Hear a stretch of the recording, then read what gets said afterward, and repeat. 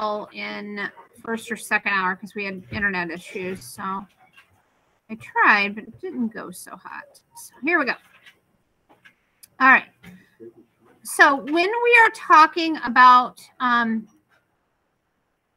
different types of bonds that form, we can talk about the bond itself being a polar or nonpolar bond, and then we can talk about the molecule and whether it is polar or nonpolar. Now, what do we mean by polar or nonpolar? When you talk about like the Earth, for example, right? You've got the North Pole and the South Pole, two opposite ends. Where else do we talk about poles? Magnets, okay? And typically magnets also have a north and a south pole. When you talk about in terms of magnets, if you bring a south pole magnet to the south pole of another magnet, they end up repelling. And if you bring them to the opposite ends, then they end up attracting and coming towards one another, right? So we have the same situation that goes on with molecules. And when we talk in terms of molecules, we talk about a positive end and a negative end of the molecule. And typically that charge is shown with a capital S with kind of a curly Q behind it. I know there's like this is a Greek symbol for something. I just don't know what the name of it is. So this is S and it's a positive value. And then this is S, whatever this symbol is, with a negative value. So typically that's how we show our poles.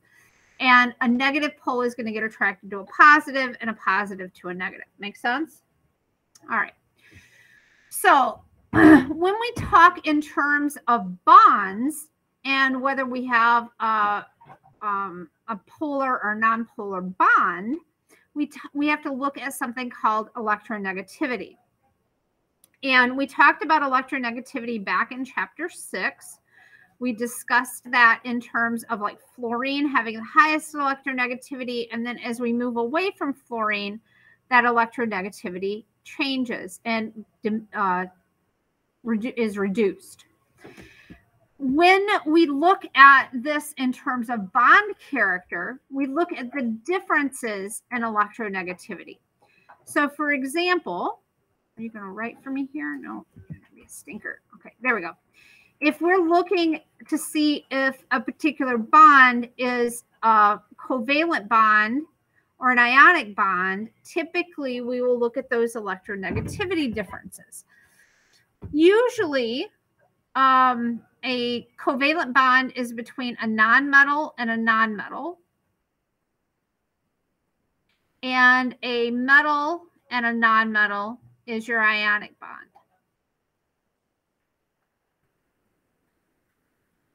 But we can have specific types of covalent bonds, whether they're polar covalent or nonpolar. And that comes down typically to these electronegativity differences when we're looking at to see what type it is.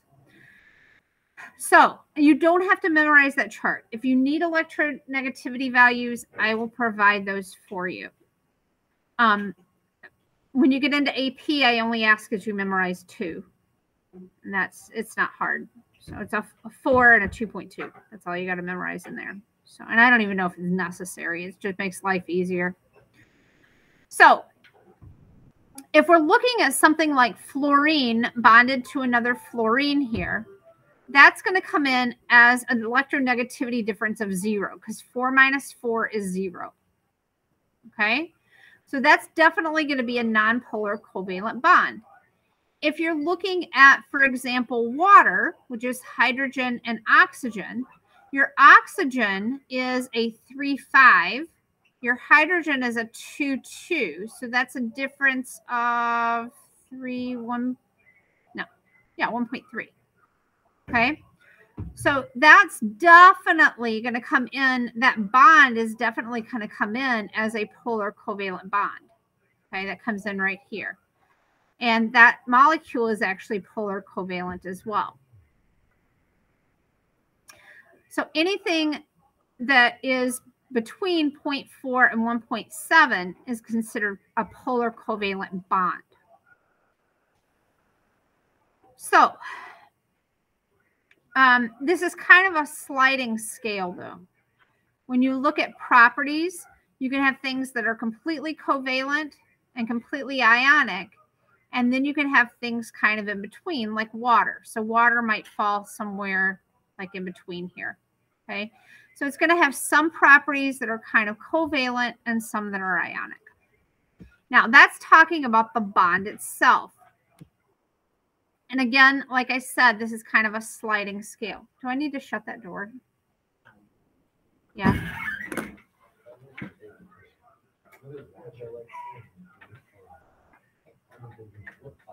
Personal finance.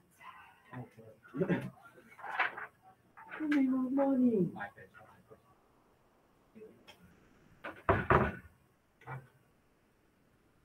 They're playing Monopoly. That's their final.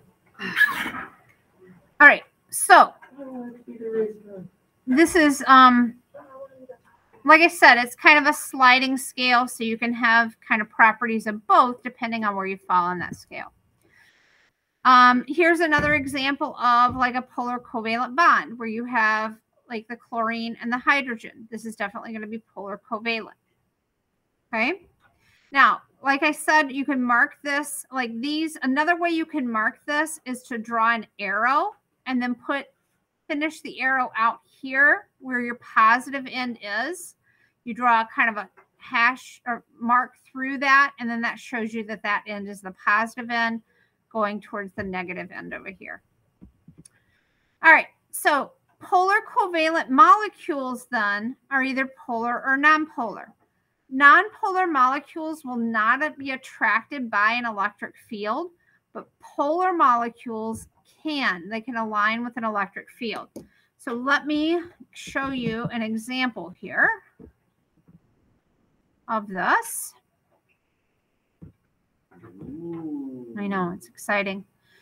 So here, this guy's going to be showing you where he's got two different types of material here.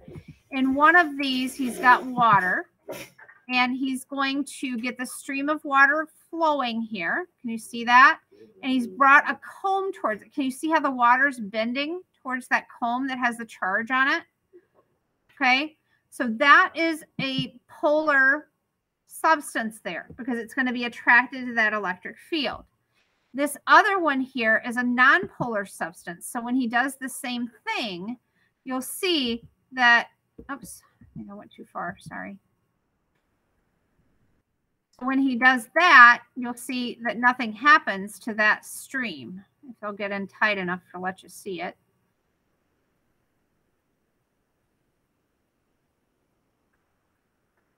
So he's trying to induce a charge on that.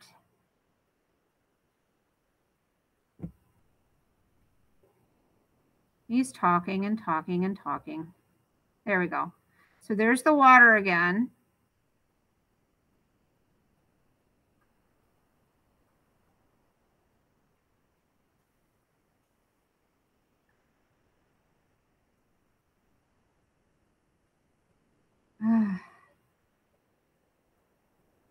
I had another one on here that he just talks too much. Let's see here.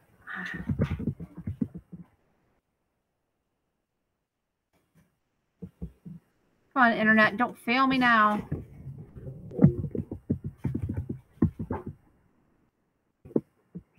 There we go. Here we go. This is the one that I showed the other hours. This is a much shorter version of this. So they're getting the charge on there and bringing it up to the water.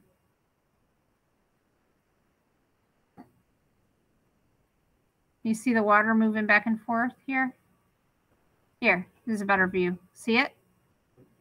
Isn't that cool? You can do that. All you need is one of those combs and just comb your hair a bunch of times. That's all you have to do. And then it'll do the same thing. Nothing special here. I mean, it's just stuff that you have around your house. You can do that. You can do around your house. All you need is a thumbtack, a rubber band, and a Bunsen. So when you are looking at these, it's really the molecule polarity that makes a difference versus the bond polarity. Okay, so I showed you how to figure out the molecular one or the bond one. Just have to subtract. Here, the molecule is really the one that's going to make a difference as far as properties and that sort of thing. So how can you tell if a molecule is polar or not?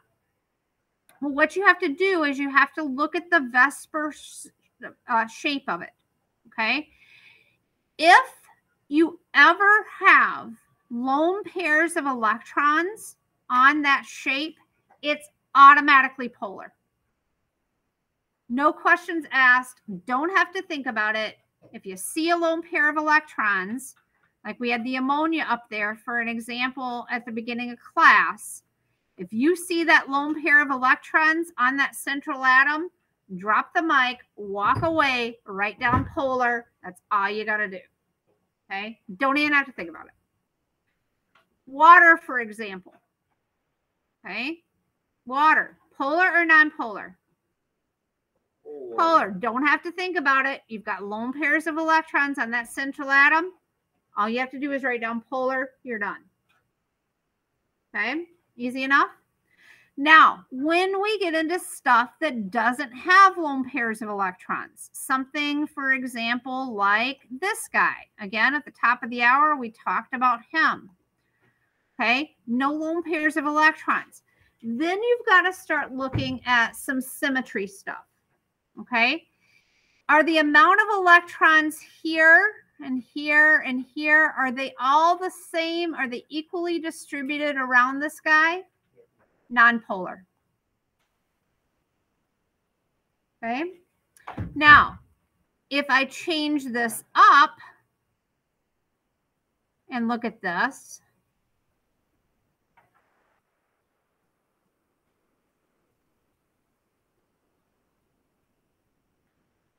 I change this up and I've got a hydrogen here and a hydrogen here and a chlorine here and a chlorine here. Symmetrical? Even distribution of electrons? No. I've got a yes and a no. I've got a yes and a no. Remember that this is a 2D representation of a 3D object.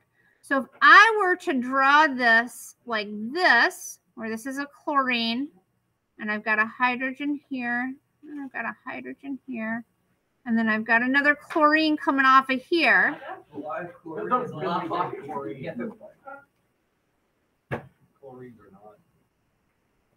Okay. Is this symmetrical? No, it's not. But it doesn't, because I'm still drawing in 2 dimensions.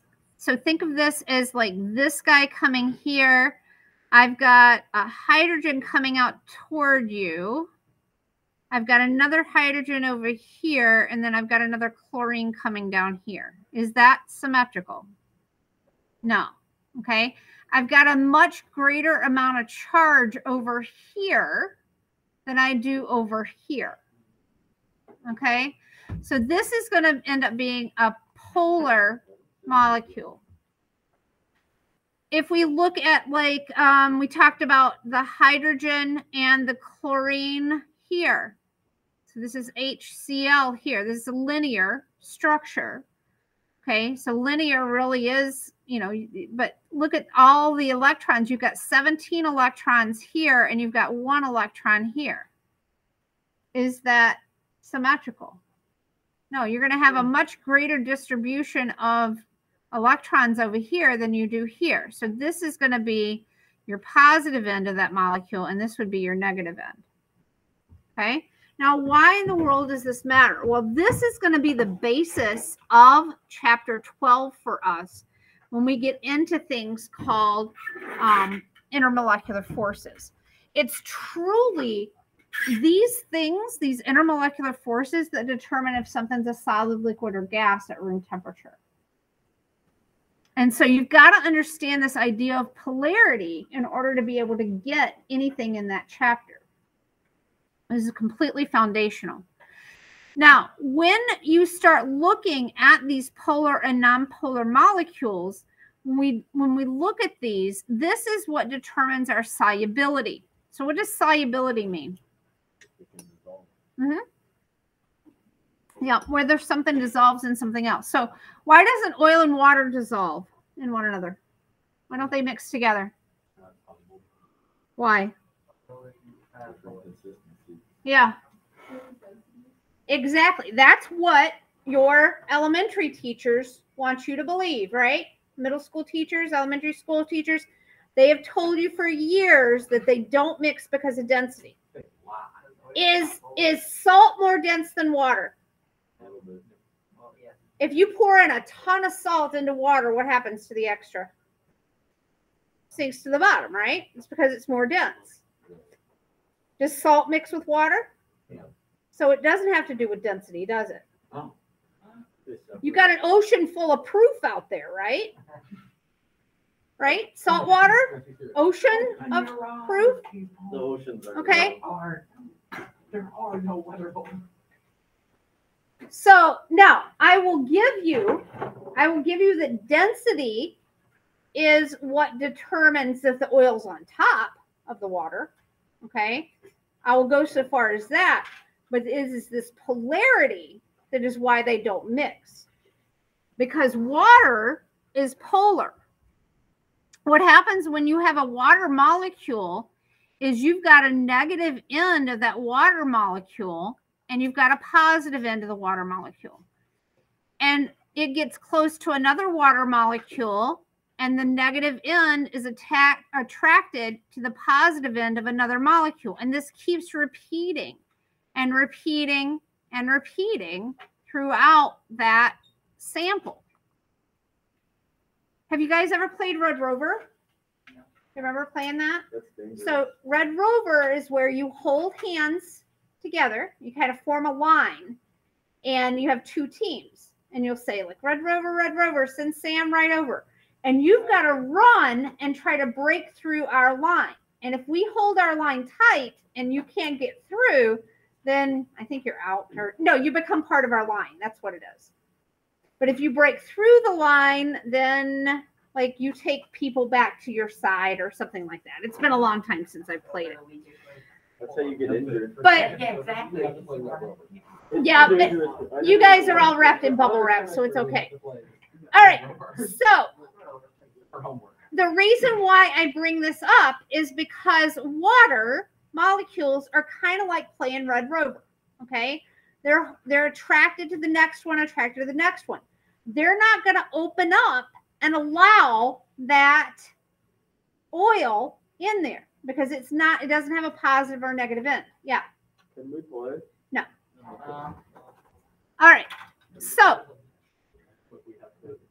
when you have other substances, though, like salt, for example, salt has a positive and a negative ion. So when salt is placed in this water, it's allowed to come in there and it gets attracted to the negative end. And the negative end of this water will end up surrounding, other molecules will surround that positive ion. And then the positive ends here will surround the negative ion. So that's why salt mixes in. Oil's not allowed in because it doesn't have a positive or a negative end. So how do we get rid of oil? When you want to get oil off of something, what do you typically use? Dish soap. Exactly. Okay, so you use some sort of soap. So what soap is a really large molecule. And on one end of the molecule is polar, and one end of that molecule is nonpolar. Okay. And what happens is the oil gets attracted to the nonpolar end. Then the polar end is attracted to the water and everything goes down the drain. That's why when you wash your hands, oftentimes you'll end up having your hands feel very dry after you're done because you've stripped the oil, the natural oils that are in your skin, you've stripped those away using that soap. And so you could reapply them with lotion, or, I mean, they'll naturally come back if you give them time. But that's why your hands feel dry and your skin oftentimes feels dry after you've used soap to cleanse yourself, because you've taken those natural oils away. And the soap molecule is what's allowed you to do that. Those oils also, your body oils are also the ones that typically will have a bacteria associated with them, which gives you the kind of stank, you know. So when you're stripping those oils away, you're taking that bacteria too, and that's why you don't stink. Take a shower.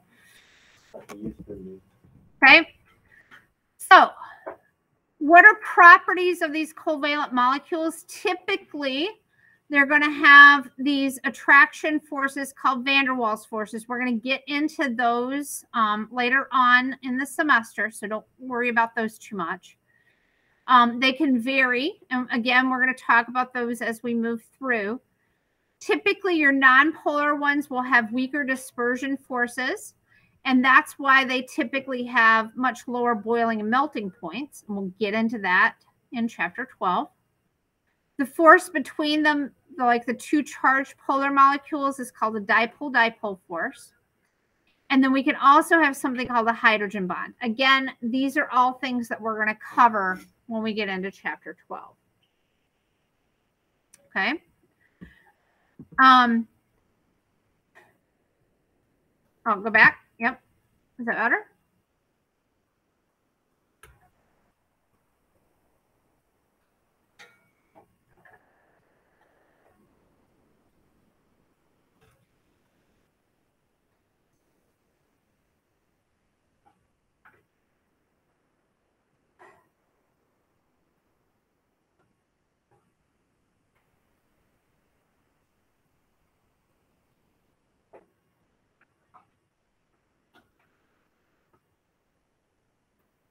Good.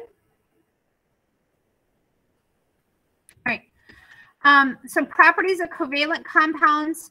We've got different properties due to these. Typically, they're going to have covalent compounds are going to have low melting and boiling points. They're going to typically be soft solids.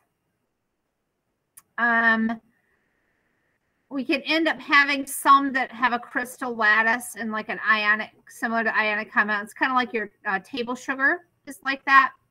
And then we also have things called covalent network solids. If you get into AP with me, we'll talk about those further. Okay. Now, this guy, polar or nonpolar?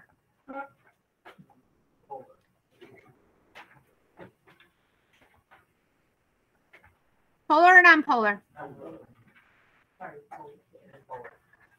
How do you know it's polar? Oops, I didn't draw it right. I need to get there. That's better. Not loose, lone pairs of electrons. So if you have these lone pairs of electrons, you don't need to even think about it. You're just going to say that that is Polar. polar. Okay? Good? All right.